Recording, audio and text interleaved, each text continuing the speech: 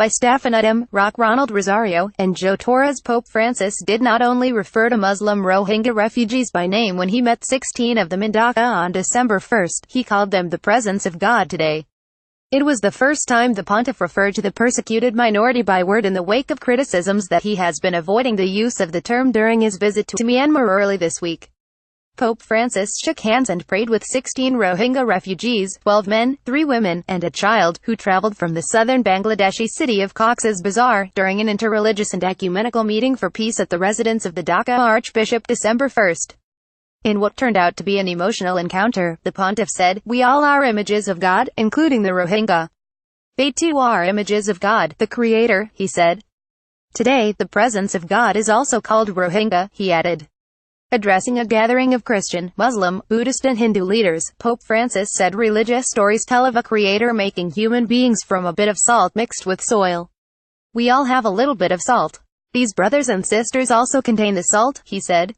The pontiff spent time clasping hands with the refugees, listening intently to their stories. He later told them, "Your tragedy is very difficult, but it has a place in our hearts. In the name of all those who have persecuted you, who have harmed you, in the face of the world's indifference, I ask for your forgiveness," Pope Francis told them.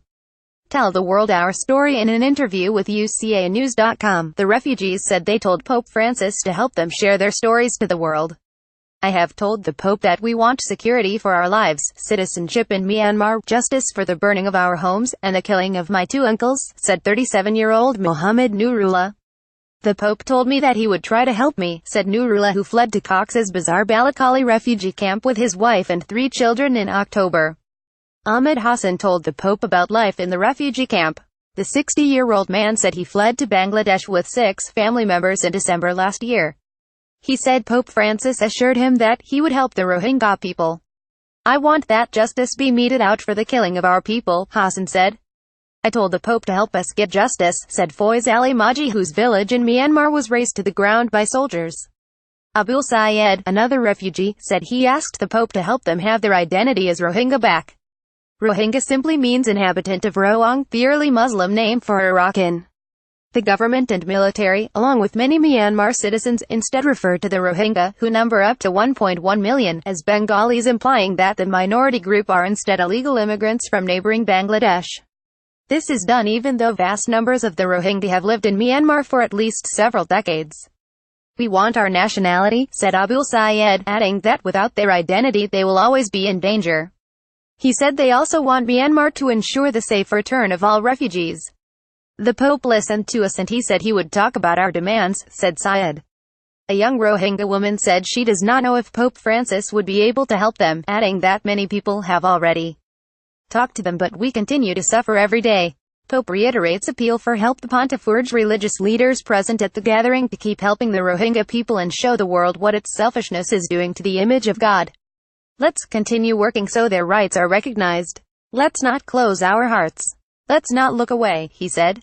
In his prepared speech during the interfaith meeting, the pontiff called on the religious leaders to reach out to others to promote respect for human rights and peace. He said interreligious dialogue challenges us to reach out to others in mutual trust and understanding, to be able to build a unity that sees diversity not as a threat. Openness of heart is likewise the path that leads to the pursuit of goodness, justice and solidarity. It leads to seeking the good of our neighbors, said the Pope. He said religious concern for the welfare of others can quench the dry and parched wastelands of hatred, corruption, poverty and violence that so damage human lives and tear families apart. Fariduddin Masood, a Muslim religious leader, praised Pope Francis for speaking on behalf of the oppressed, irrespective of religion, caste and nationality. In a meeting earlier with Catholic bishops, the pontiff said the Church's option for the poor is a sign of God's love and mercy. "The inspiration for your works of assistance to the needy must always be that pastoral charity which is quick to recognize human woundedness and to respond with generosity," he said.